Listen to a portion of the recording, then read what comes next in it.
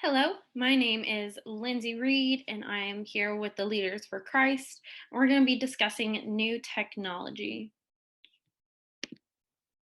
Now, there's a few different adopters that we have to think about when we are integrating new technology, not only in the classroom, but here as a group of educators. What are some things we have to think about? And those are um, what we're here to talk about today. So we're going to go through a few of those adopters and how we can reach them. So first ones are the innovators. They are daring and risky. They're not always respected, sorry, and they have the gatekeeping role. So they're usually the first ones at the door just waiting for something to be accepted.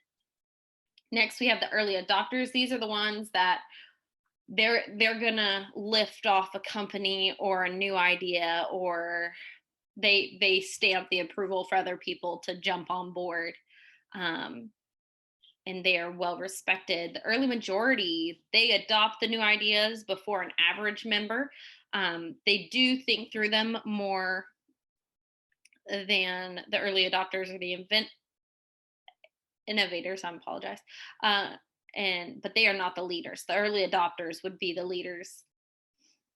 So the next two, we have the late majority. So they are more peer pressured into it.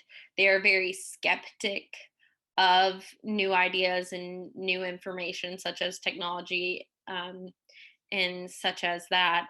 They are more or less bandwagon people. They jump on and see how it goes. And then you have the laggers. They're usually the last to adopt. They really have no opinion. They don't really care. Not really great at making the decisions. They're very suspicious to everything. And the idea must not fail before they choose to adopt it. So they have to see it in a working order before they choose to go along with the idea. So here we're talking about technology changes. And with this, we have to think about all of the adopters we just talked about. So first ones we're going to talk about are the innovators, early adopters, and early majority. And how can we get them hooked?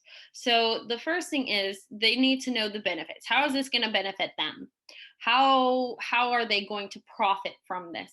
So when we're talking about technology, that could be Chromebooks, iPads, a new app on Google, whatever it might be, they need to know how is it going to help them and their students to where they will be able to successfully implement it and utilize it and then share it with others.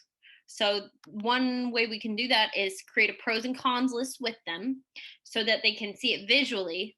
You'll more or less likely have the innovators hooked off the bat. Early adopters need to see a little bit more evidence, and then once they're hooked, you got early majority right behind them. Now, after talking about that, like, how did God influence these people that are in high, not high, in the hierarchy? So when I think of that, I think of how God influenced the Pharisees. He changed the standard.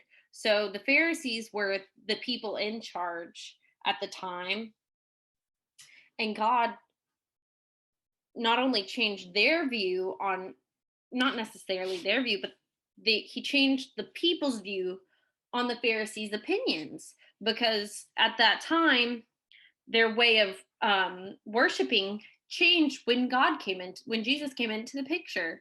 And so this story shows that Jesus was going through doing things on the Sabbath that were not accepted, such as healing and gathering food.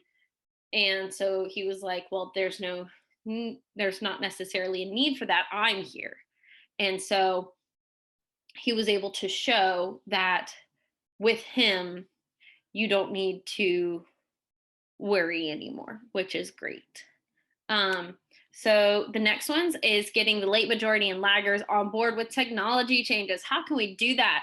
Open discussion. Most of these people need not just reasons and lists, but they need to talk it out so they can understand why this is going to help them. So questions such as, what would they like to see? So what are they looking to get out of new technology, maybe, or what they want to see happen. What would this mean for them? So how can they use it to the fullest and it not just go to waste? um, and will it add to their workload? A lot of people don't want to integrate new things because it's going to take time. Everything's about time, and they don't want to wait any longer on things, or wait for things to load, or if it breaks, how do we fix it? um, Stuff like that. So having an open discussion with them helps them break through that process and be able to accept the new ideas. Christ's example working with the doubters was through Thomas, the disciple. And this references the time where God, after he rose from the grave, he went to visit Thomas because he couldn't believe. He didn't believe. And sometimes those doubters just need to see it and see it utilized before they jump right in and take that step of faith. These people need a little extra guidance and evidence for them to be able to accept those changes and new ideas. Now, how does this help? So, with each of these people in mind, being a leader for Christ and being able to help and guide everyone, every single educator, teacher, whoever it is, having Christ as your firm foundation is one of the best things that you can have. And when it is his word and not yours, it is absolutely heard. That is something that has stuck with me. So when you're speaking or you're telling someone about new technology, pray over it. Make sure it's God speaking and that it's true and that what you're telling them is going to help and guide them into being a more Christ-led leader and not just some new tool. Make sure they know how to utilize it for Christ. And that is our PowerPoint for today. Here are my references for each of those.